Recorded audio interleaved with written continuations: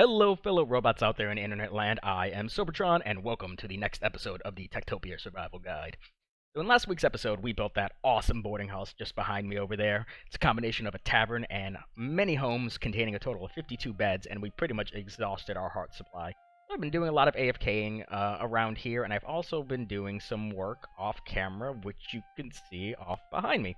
So we added in a couple little market stalls. I think those just add a lot more color to our village, so we're going to keep building those in other places around our town. I've also finished up this next barracks. There's nobody living in it right now, but I had the time, so I said, might as well get it done. I don't have a way out of here, do I? Whatever. I have done a little bit more terraforming over here, and I built a couple of templates for some new homes. Let's see if I can launch. Oh, ow. And I've pretty much finished the terraforming here, and I did fill in that void area underneath here. It was a lot of just air, and don't want that because necromancer spawning. You can spawn dudes on the ground, and that is not fun. So that's been mostly the good stuff I've done. There was a bad moment a little bit after the last episode. I was doing some stuff around the house, so I was just kind of AFKing right up here, actually, where I've been AFKing most of the time now. And I come back, and I look at my computer screen, and my roof is on fire. I'm not even up here. I'm down there somewhere. My roof's totally on fire. So it might look a little bit different. It took me a couple of hours to rebuild the thing. There's all these floating blocks that were here. I pretty much just tore the whole thing down and built it up again. But it might look a little bit different, but it's relatively the same. So other than that, I have been doing a lot of storage management.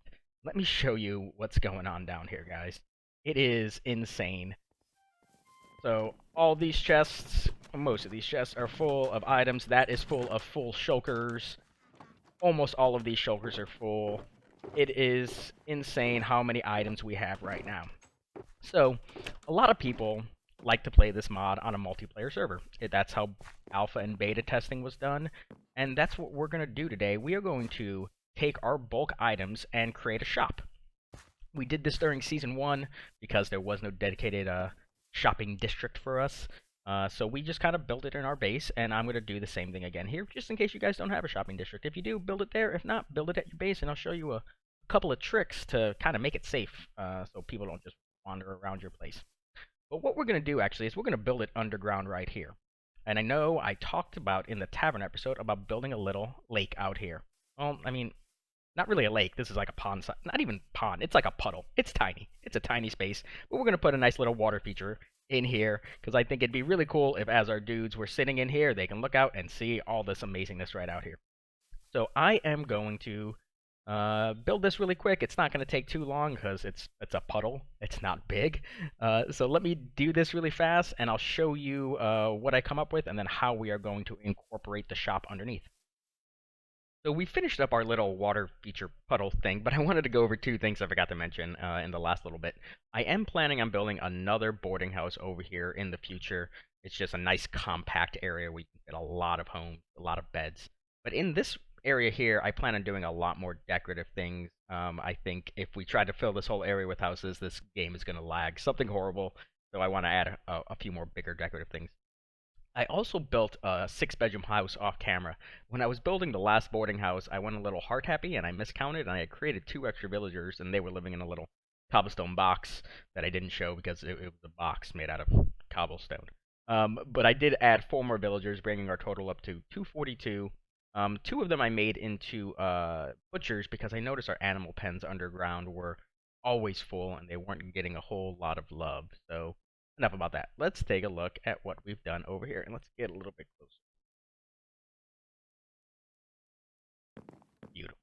So it's a nice little thing. It's just a small little puddle, lake, pond, whatever you want to call it. I'm gonna go with puddle. I think just adding in these little detail bits. You've got flowers. There's actually a flower forest only a couple hundred blocks that way. I had to go get some stuff and things, and there's a swamp over that way where I got the blue one from. But it adds so much character and so much life to this area. I had to actually add in these fence posts a little bit later on after I let it run for a bit, because I noticed our villagers were getting a little bit too close to the water for my comfort. If your villager ends up in water, his AI is just going to stop working. You can pull them out with a lead, but I'd rather try to avoid that if at all possible. So just trying to prevent them from getting too close to the water's edge itself is highly advisable. But yeah, it's nice. I like the way this looks. I like the way it turned out, and it is going to offer us a little entrance for our little shop slash bulk storage room, which I'm going to build down here. So let's hop out. Boop. So I need to set up a beacon, which I've got all the stuff for, and then I need to dig a big hole. So it's gonna take me a little while. It's not too big of a room, but I'm gonna get all that done. I'm gonna do some of the layout, and then I'll show you what it's gonna look like. So I finished up digging a hole, and I've done some of the floor, and the last 2 times I tried recording, a necromancer spawned right before I hit the button. So let's go ahead and take a look and see what I've done so far. So it's not done yet. It's nowhere near done. But let me show you a couple things. So it's a big, big room. It's actually bigger than I thought it would be.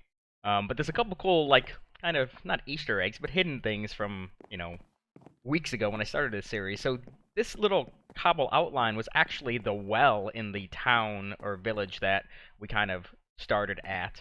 And then this big hole is actually kind of near where our tavern is, which is right up here. And I just paved over it, and now it's made its reappearance. But enough about that. Let's see if you can see. Let's go over here and what I've done. So what I envision in here, and I'll show you a bit of it in a second, is on top of all of these little spruce squares, it's going to be like giant spruce trees almost inside the ground here. And then where you see the jack-o'-lanterns is where all the chests are going to be. So I've got some of that on me right now so I can show you. That's actually why I left the hole. It's because I ran out of some things. So it's going to be, I think, 5 tall chests here. So like that, and now 2, 3, 4, 5. There we go. And then there's going to be some kind of archwork up top. I haven't worked all that out yet. That's regular chests. And then we will just stack chests like this. And the way I think this is going to work is we're going to set up a nether portal right over here. We're simulating this, guys, because I am on a single-player world, but I want to show you how to make a shop and some pricing on things that I think are reasonable. So players will come in here, and we're going to have all of our high-value stuff in these rows here. So we're going to have, like, diamonds, diamond armor, tools, things like that. And the normal, more sought-after stuff's going to be back here, like crops and wood and things. And I want people to actually come through the entire shop to get what they are probably coming here for, and then, look around the other ones as they're leaving. So we're going to have rows of chests all throughout here. There's going to be a lot that I still need to do, and I kind of wish I would have done the ceiling first, because now it's going to be a bit of a pain. I can probably just change that beacon to jump boost, and it'll help out a lot. But I've got a lot of work cut out for me, guys. My chests are filling up in the normal storage room right now, so I need to try to get this done as quickly as possible.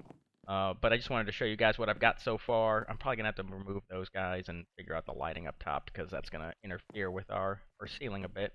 But let me finish off the room and move everything down here, and then I'll show you pricing on things that I think you'll find reasonable, and I think other players will find reasonable if you are on a multiplayer server. So I've just finished up down underneath, and I was admiring our new little puddle. I might have to change it up though, because I am noticing farmers are wanting to go up the sugarcane, but for some reason can't reach it, and it's really pretty. But we might have to remove that, but maybe we won't. I don't know yet. Let's take a look down underneath and see what we have done. I'm going to stand over here by the nether portal I promised to show you a nice big look of all of this amazingness. So we're all done. We've got lots of things. So let's do this step by step. So like I said, all the way down at this end. Ooh, I forgot some more item frames. But we got carrots here. All of our crops I'm selling for 2 stacks for 1 emerald. 2 stacks, 1 emerald. The reason I do that is because it's easily the most product I have. I have tons and tons of things, especially carrots. Logs over here, which also another item frame I forgot. That's oak. Oak and birch, because we get so much more of it, I'm selling for the same price. So 2 stacks for 1 emerald. When it comes to spruce and jungle, because we get so much less of it, just because there's less trees down there, you can see it's not even down to this chest yet. It's 1 stack per. So opposite over here, I've got baked potatoes. I'm purposely making a ton of baked potatoes for our guys because it is the most common food source. I couldn't fit baked potatoes, so I called them tater tots because they're delicious. Same thing, one stack for one emerald. And the logic in all of this is that I'm selling it for a reduced price than what it's going to benefit the player for. So you can sell half a stack of baked potatoes for 4 emeralds. So if one person buys one stack for 1 emerald, they can make an additional 7 emeralds off of that. That's the whole idea here in all of this. Redstone, I might actually consider changing. I'm doing it the same thing, 1 stack per emerald. You can make 4 emeralds off this. I might actually just make it 2 stacks for an emerald. What else do we have? Okay, iron and lapis. So lapis, I have 4 emeralds per stack, but it's the same logic. If you spend 4 emeralds on 1 stack of this, you can sell this stack for 20 emeralds to the merchant. So that's a nice, 5 times more than what you spend per trade. Over here we have iron. Now iron you can't trade to the merchant, but it is very beneficial. You can use this 1 stack of iron to make, however many picks, and then each of those picks will sell for 5 emeralds or axes and things like that. So that's a really good trade-off. So if somebody doesn't have a lot of iron and they want to start trading it, that's a nice way to do it. Over here we have wool. Wool, 1 emerald per stack, just because same thing, we have a ton of it. Apples. Apples are free. I have so many apples, I don't know what to do with them. So, apples. Yay. Now this is the big stuff here. So we have diamonds and gold. So I stack these up per trade. So these trade in stacks of 4. So it's 4 emeralds per stack. But with this, you spend 4 emeralds, you can turn those 4 emeralds into 13 emeralds. So a nice trade there. And it's the same thing here with the gold. One stack of this, stack of 16, will trade for up to 13. So it's the same price, 4 emeralds. I'm going to put enchanted books over here. I'm going to sort them by what I want, usually. And I'll almost always grab all the mending books. But those will be an emerald apiece, and people can just come in and grab what they want. Over here we have diamond gear. So this pricing is a little weird. These things sell for a crazy, insane amount of emeralds. I think the maximum for chest pieces is like 22 or 23, so those are 6 apiece, but you're still getting about 3.5 or 4 times as much for all of these. So the helms are 4 each, the chests are 6, and then down here I have pants for 4 and boots for 5.